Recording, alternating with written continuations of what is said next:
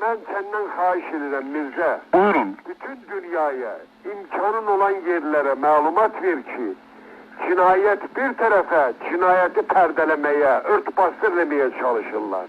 Deyirlər ki, arvad uşağı ölmeyip, arvad da ölüb, kız uşağı da ölüb, körpə de ölüb, koca da ölüb.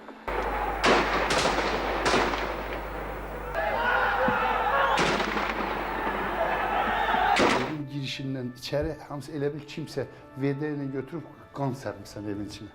Biz 8-10 nəfər yaralı var idi içəridə. Bir tərəfdə bir qol idi, bir bıçı idi.